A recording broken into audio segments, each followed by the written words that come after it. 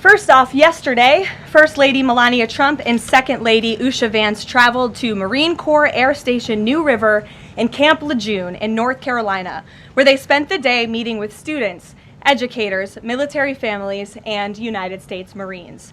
Both the First Lady and Second Lady were grateful for the warm welcome and remain deeply committed to supporting military families and the communities that serve our great nation. May God bless all of them. In economic news, the September jobs report showed the American economy remains strong, with 119,000 new jobs added, more than double expectations. These gains came after the summer passage of President Trump's historic tax cuts and multiple big trade deals with countries around the world. In particular, construction jobs surged by 19,000 in September, the largest monthly gain in a year. Nearly all of this solid monthly job growth came from the private sector and went to Americans rather than foreign-born workers, the opposite of what we saw under the previous administration. Inflation also remains under control, and wages are up by 3.8% over the year for American workers because of President Trump's pro-growth policies. In fact, real wages are on pace to increase roughly $1,200 for the average worker this year under President Trump. This is a complete reversal of the failed Biden era, when we saw inflation skyrocket to 9%, causing private sector workers to see their wages decline by approximately $3,000. We know that Americans are still hurting from the 4-decade high inflation caused by Joe Biden and the Democrats. But President Trump is making significant progress to fix this, and he will not stop working until he solves it. As the president recently stated, he is never satisfied. For example, President Trump's policies are working to make Americans' Thanksgiving more affordable this year, from their commute to the dinner table. Nearly 100 million Americans are expected to drive next week to spend time with loved ones for the holiday. And thanks to President Trump's drill baby drill agenda, the national average price of a gallon of gas on Thanksgiving Day is projected to be at the cheapest price since the COVID pandemic in 2021. President Trump is bringing down gas prices and providing significant savings to American families at the pump. And again, we expect those prices to continue to decline. According to the American Farm Bureau Federation's annual survey, cooking Thanksgiving dinner will also cost less this year than it did last year and is down about 5% overall. The average price for a staple of the meal, a 16-pound frozen turkey, is down more than 16% from last year, which will provide critical savings for families and their budgets. President Trump's entire economic agenda is aimed at putting more money back into the pockets of hardworking Americans. That's why he signed the largest middle tax cuts in history into law, from no tax on overtime, no tax on tips, to no tax on Social Security. And according to a new study from Piper Sandler, which is out this week, tax filers can expect an extra $1,000 bump to their tax refund next year, and what could be a record-breaking tax refund season. So there is more good news to come. We know these refunds will make a huge difference for Americans to help pay down their bills and use towards life's expenses. In other news this week, President Trump took a significant step toward delivering on a core campaign promise to finally close the Department of Education. To shrink the bloated federal bureaucracy, the Department of Education just entered into new interagency agreements with 4 agencies: the Departments of Labor, Interior, Health and Human Services, and State. These agencies will now ensure the delivery of legally required programs while also refocusing them to better serve students. This common sense action brings the Trump administration much closer to finally returning education where it belongs, at the state and local level, not in Washington, D.C. The Democrats' reckless 43-day government shutdown did manage to do one valuable thing. It proved that America does not need a federal Department of Education. During the longest shutdown in history, the Department of Education furloughed 90% of its staff, and America's education system was not impacted whatsoever. Schools stayed fully open across the country. Students attended class and received normal in-person instruction, and our wonderful teachers received their paychecks uninterrupted. The Democrats' government shutdown made it painfully obvious that American families do not need the Department of Education. Since its creation in 1979 during the Carter administration, the Department of Ed has spent over $3 trillion taxpayer dollars without improving student achievement. Despite pure pupil spending having increased by more than 245% since the 1970s, math and reading scores are down in public schools. In fact, the most recent Nation's Report Card from 2024 showed that 13-year-olds' math scores are the lowest they've been in decades, and their reading scores are the lowest since testing began more than 30 years ago. It's clear that throwing more money at a broken system does not work, and that's why President Trump appointed the amazing leader behind me, our Secretary of Education, Linda McMahon, who is making these monumental changes at the direction of the president. We're very grateful to have you here today to talk about these changes and then take some questions. Hopefully folks in this room will have some questions on the very important topic of education. So please, Mrs. Secretary. Thank you. Thank you very much, Karoline. It's really a pleasure to be here with you today, and thank all of you for being here as well. My purpose here is to speak directly to the American families, not just you, but to the American families, about the work this administration is doing in education to reverse our national decline with a hard reset of our educational system. That reset was a top campaign promise from President Trump to send education back to the states and end Washington's micromanagement of education once and for all.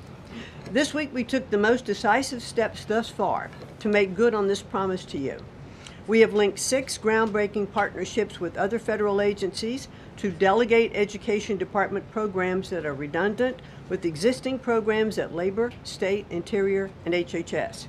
These interagency agreements to cut our own bureaucratic bloat are a key step in our efforts to shift educational authority from Washington, D.C. to your state education agency, your local superintendent, your local school board, entities that are accountable to you, and we encourage parents to always be involved. Cutting federal bureaucracy is never a popular move among D.C. insiders. A chorus of anti-Trump voices have come out of the woodwork to complain that we are defunding education, harming students, or acting without a plan. This could not be further from the truth. The majority of Americans across the country handed to President Trump the popular vote precisely because they have seen the brokenness of a top-down education system run by the federal government. They're painfully aware that only 3 out of 10 students can read proficiently at their grade level.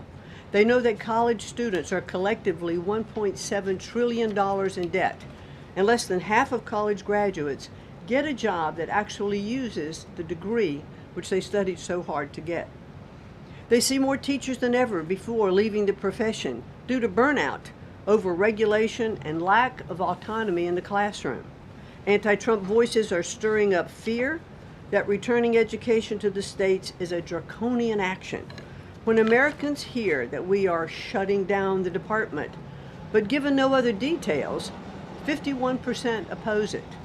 But when those same Americans are informed of our plans to preserve important elements of our work in other federal agencies and to maintain the K-12 funding that is distributed to the states, that number flips to an even greater majority at 56%. And they support returning education to the states and breaking up the bureaucracy. That's because the Department of Education is a pass-through entity. It doesn't educate a single student. The money it sends to states for education can be sent directly without waste. The Democrats' government shutdown proved that without a doubt, and I'll reiterate what you said, that the Department of Education was not necessary during the shutdown. Now, this is what I've seen already on my 50-state tour that I've embarked on. Educators are innovating in their schools. States are customizing their budgets and standards, and post-secondary institutions are planning for the economy of the future. But we're not leading them. They are informing us. That's why our final mission as a department is to fully empower states to carry the torch of our educational renaissance. Education is local. It should be overseen locally by those who best know local needs. We're not ending federal support for education. We are ending federal micromanagement. and paving the way for education renewal through state reforms like school choice, the science of reading, and restoring the right priorities in higher education. President Trump promised to send education back to the states, and we're keeping that promise. America's next generation will look back on the work we've carried out, thankful for an education system that prioritizes students over bureaucracy. Thank you. Well, thank you very much, Madam Secretary, and we'll take some questions for the Secretary if you have them. Elizabeth, why don't you start? Thank you for joining us. You announced the partnership to move some functions of the Education Department to other agencies. Are you talking to members of Congress about codifying this so that it lasts beyond the administration? Yes, we started our conversation, and thanks very much for asking that, because there have been some reports that Congress is in the dark on this. That's clearly not true. We've been talking to I've talked to dozens of members of Congress to explain to them exactly what we're doing, to bring them up to speed, and to say to them, look, when we have completed some of these transfers that are working incredibly well, then we will be looking to Congress to codify those, make them permanent. Brian. Thank you. Secretary McMahon, what is the update on the negotiations with Harvard? I know the President has publicly pointed to you as somebody who's worked on that. I think you've talked about that at length, but I'd like to understand, where are things with those negotiations with Harvard this time? They're ongoing negotiations, and I feel very comfortable that we are getting close to having those negotiations finalized. It's been open door conversation all along. Deanna? Hello, Mrs. Secretary. The President recently posted about establishing a federal standard for AI. Do you know if the administration has a view on the use of AI for students in schools? And Karoline, do you know if the President personally uses AI? I don't think so. You can handle that I've never one. witnessed it, so I can't attest to that. Well, I do think AI is going to need guardrails, but I have witnessed AI firsthand. I was at the Alpha School in Austin, Texas, and the first 2 hours of every day in that school, students are learning through AI. They have their headsets on, they're in front of their screens, and the AI is really acting as like an individual tutor for those students, allowing those students that can progress faster to do that. Those who need a little catch up, it refeeds information to them. And so after those 2 hours of learning, the basics of what they're doing in their curriculum that day, then they spend the rest of the day, I mean, they have good recess and all of that time, but then they spend the rest of the day in what are called life skills, and they're actually using the information that they've learned this morning. So I've seen some AI in action that is really proving quite beneficial. Michael. Thank you, Caroline. Secretary McMahon, as the Education Department continues to pare down, can you talk about taxpayer services like charter school grants and how the department will continue to assist kids with special needs? Well, we are going to make sure that there's no interruption in getting that grant money out the door. I mean, that money is it comes from Congress. It's appropriated by Congress, and we legally are obligated to do that. And the transitions we're starting to make, our first programs that went over to the Department of Labor, that was a few weeks ago. We actually signed the first interagency agreement, which we accomplished under the authority of the Economy Act. We transferred grants for WIOA and for the Perkins Act. And the really good news is that the Department of Labor has a much more sophisticated system, technology system and grant fulfilling system than the Department of Education does. As a matter of fact, our executive manager that went over with that group over to Labor said he would compare what the labor system is to education's like held together by bubble gum that is not connected to any other part. So we were able to get those grants out the door more smoothly, and states have actually better access for those systems than they do at the Department of Education. So that's a real bonus. Take a couple more. Carrie, go ahead. As far as the diversity, equity, and inclusion new regulations that came out from the administrations, a lot of schools, whether high school or even higher education is concerned, some of them are defying these new administration policies, even apparently according to a new report. I'm sorry, I can't hear you. As far as there's been a new report from the administration saying that half of medical schools are defying the administration when it comes to DEI policies. What type of action will the administration take for these schools that are defying the new DEI policies? Well, certainly the President has been very clear and the Department of Education has taken measures to make sure that as schools are developing, their policies, or if they have open DEI offices, they're closed, or DEI regulations and rules are stripped, from their programs, and so that will continue. Great. We'll take one more. Go ahead. Thank you, Caroline. Secretary McMahon, my question is, since you said 3 out of 10 students are literate with regard to their reading capacity, would now the states help to improve those numbers since you have gone back to the states? Well, what we are finding that the states that are making great progress, it's through their own innovation. It's not coming from the Department of Education. I think the Department of Education is really misunderstood about what our function is. We don't teach one student. We have nothing to do with the curriculum that are in any states. We are a pass-through pathway from money that's appropriated by Congress to get to the states. But what we have seen in those states that have taken that initiative and they are embracing the science of reading and returning that into their school programs. Louisiana has done it. Mississippi, they call it the Mississippi Miracle, because they were I think bottom or next to last in reading proficiency in Mississippi, and now they're middle of the pack, which has been a really big jump. Florida has, Iowa has, Tennessee. So, but these are innovations that are done at the state level. This is not anything we're dictating, and that's why I'm saying returning education to the states where they really are already leading in their education endeavors, and 90% of their budget they provide. The federal government only provides 8 to 10% of the budget for education, so let's make sure that that grant money that's coming from the federal government is getting in their hands as efficiently as possible and getting to students. We don't want teachers having to spend their time and money in regulatory compliance. There was one superintendent chief who said to me that they had done some calculation in their state, and that for every dollar that went into the classroom in a grant, 47 cents was spent in regulatory compliance. So let's get the money into the hands of our students and our teachers. Let's raise the level of education. The other thing I'll do, and I'll quickly wrap up for you, is this 50-state tour that I have embarked on. We've done about 14 states. We've shut down a little bit during the shutdown. But what I am doing is visiting different kinds of schools, grammar schools, middle schools, high schools, micro schools, private schools, charter schools, the whole gambit. And in the end, my goal will be, as we step away and fully deliver education back to the states, is to provide them with a best practices toolkit of all of the things that I have seen around the country to say, hey, this is working. Check with these superintendents, check with these governors. And what I found a little bit is governors are a little competitive, so it's kind of nice to give some of these best practices out there. It'll work because it's already working. If we leave it with the people who are closest to the students, the president believes, as do I, the best education is that's closest to the child, and parents' involvement is critical to the success. Awesome. Thank you so Thank much. you, Linda. It's a Thank you pleasure. so much. Thank I you. appreciate your coming All right. today. Thanks for your great work. Whoop. And Thank she's you all very much. a busy lady, so we'll let her Come get on. back to work.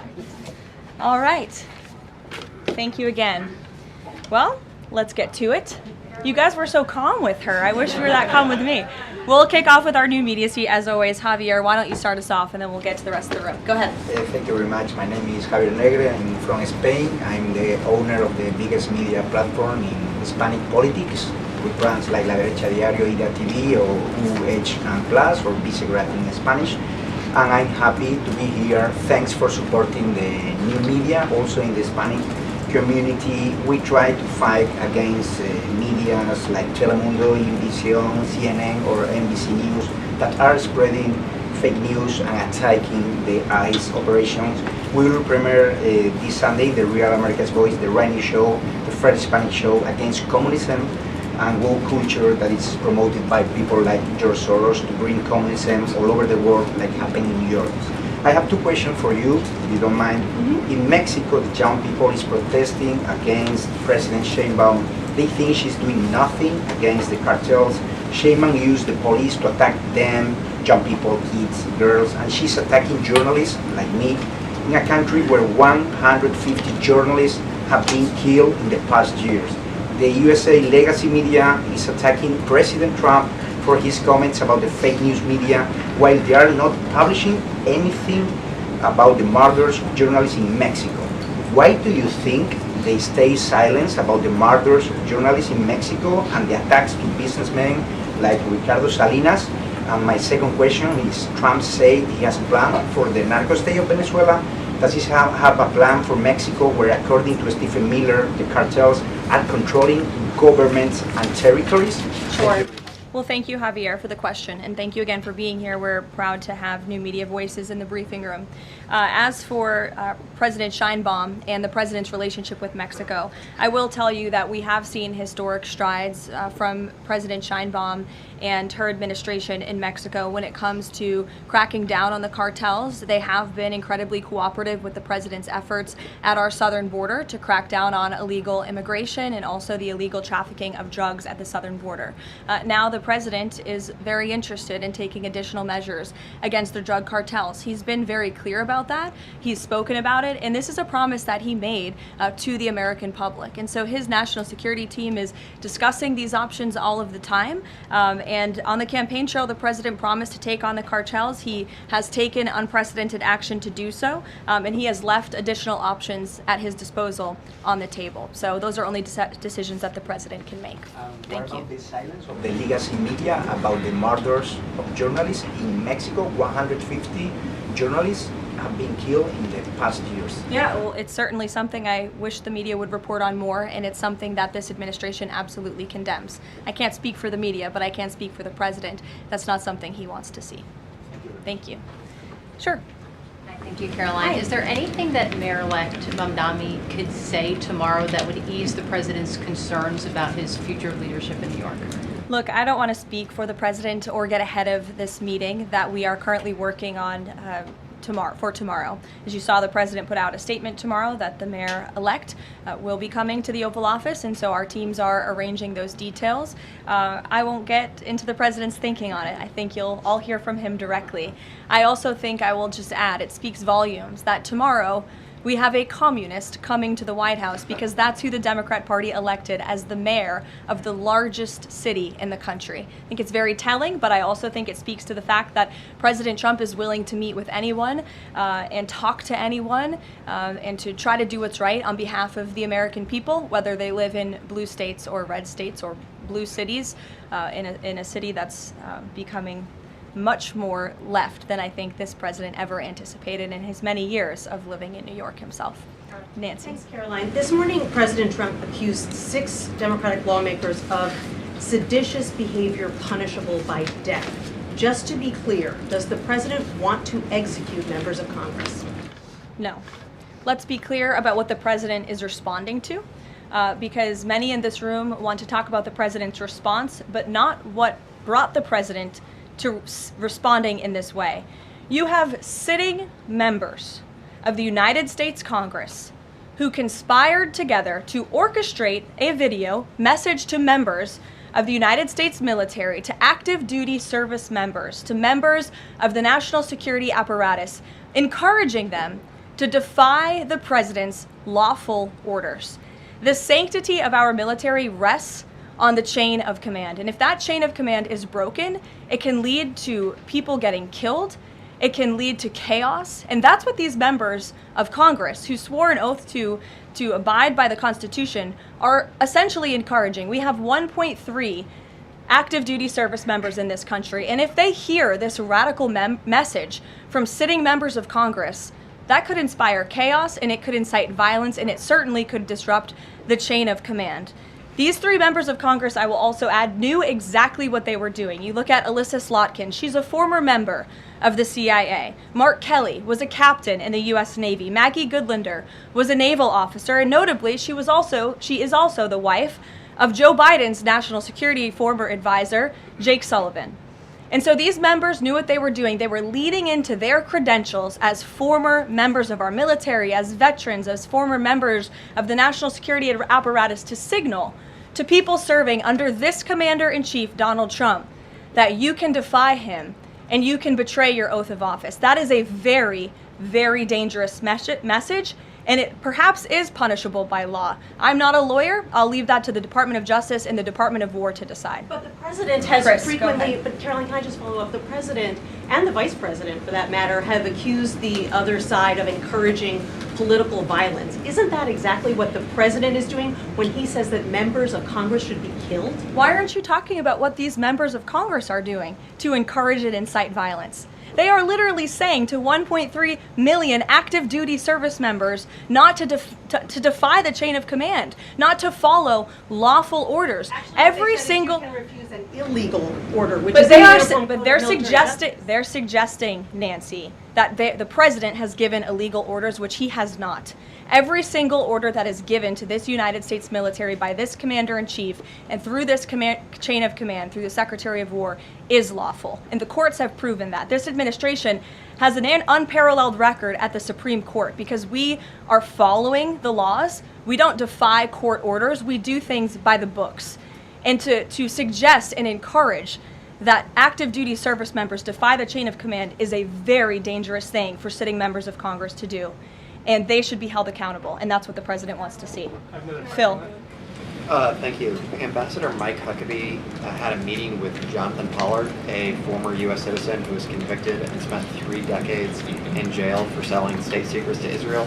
Did the White House know that that meeting was going to happen? Does the administration condone it? The White House was not aware of that meeting, but the president stands by our ambassador, Mike Huckabee, and all that he's doing for the United States and Israel. You said that the president was going to do what was right for U.S. citizens, regardless of whether they lived in blue or red states. I'm curious if there's any chance in tomorrow's meeting with Mayor-elect Mamdani that he will be able to convince the president to abandon that promise to cut off federal funding to New York City. Look, Phil, we'll see how the meeting goes tomorrow, and I'll let the president speak for himself. Natalie. Thank you, Caroline. What did the president mean when he called reporter piggy?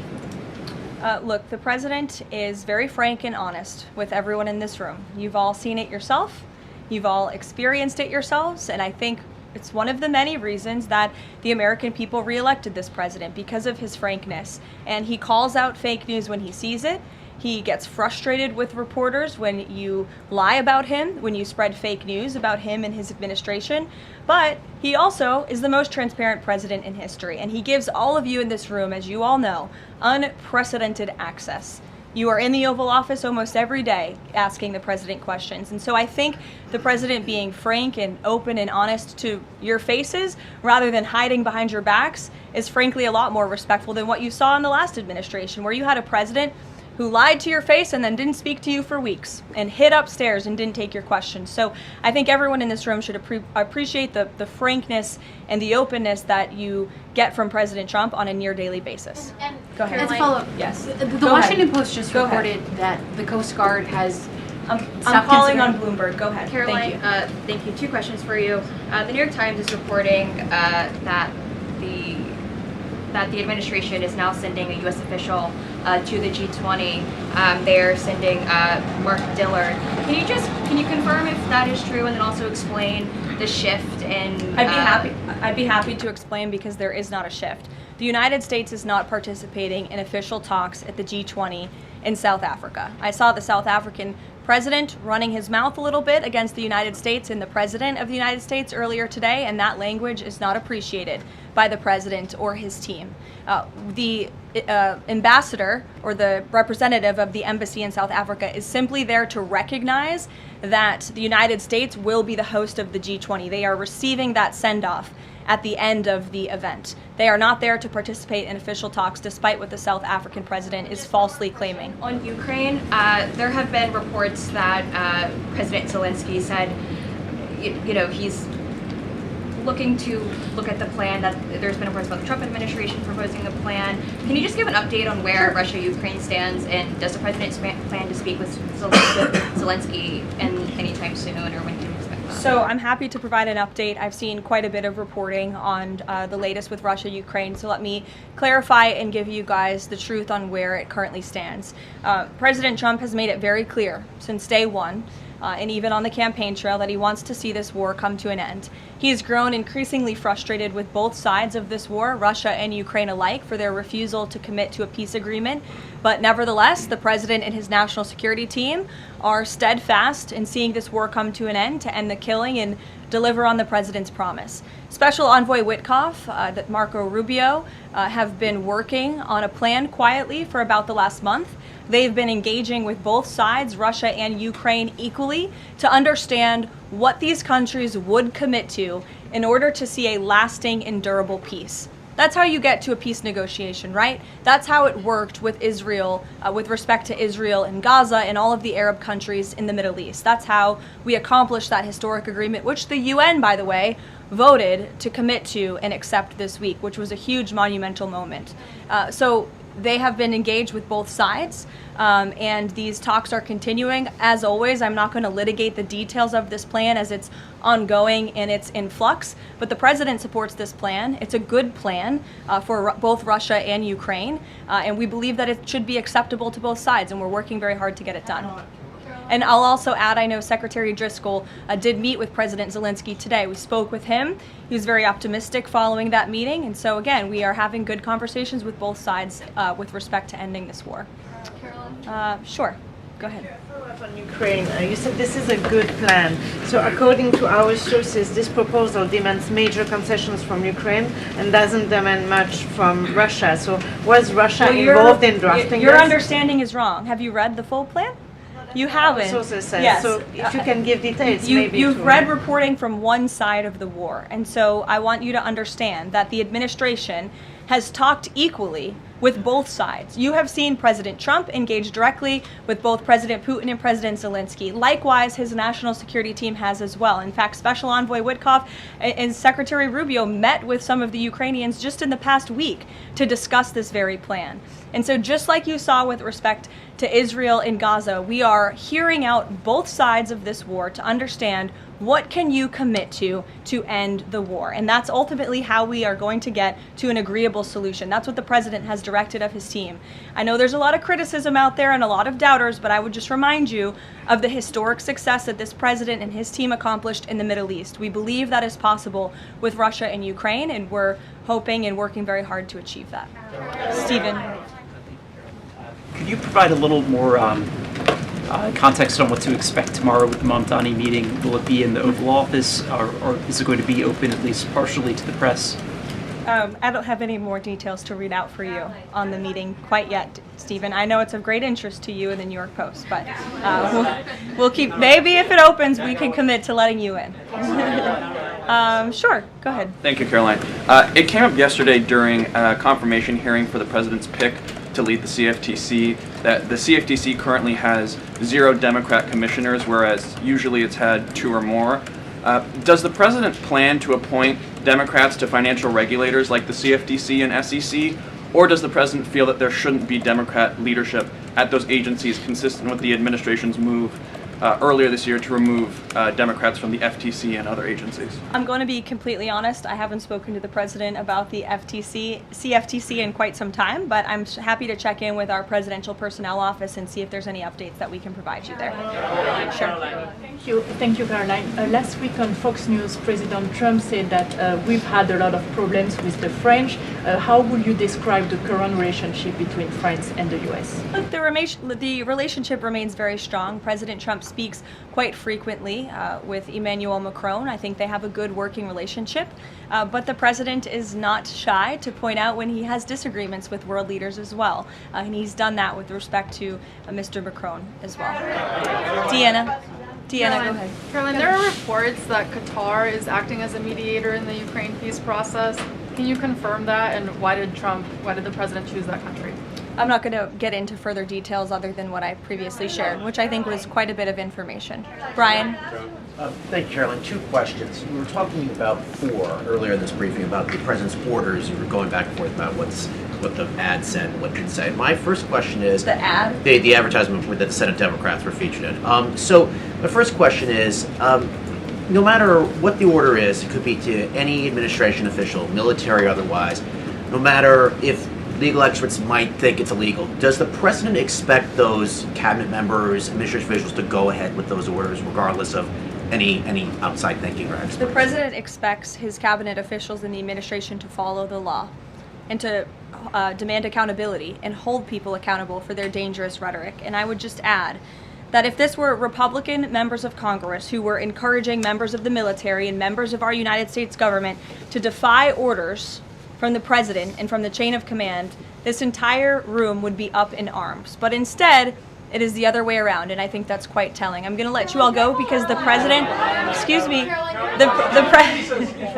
I appreciate the encouragement this morning, but this afternoon. But President Trump is about to meet in minutes with Israeli hostages who this administration freed, and so I'm going to go up to that meeting, and you will hear more about that later. Thank you.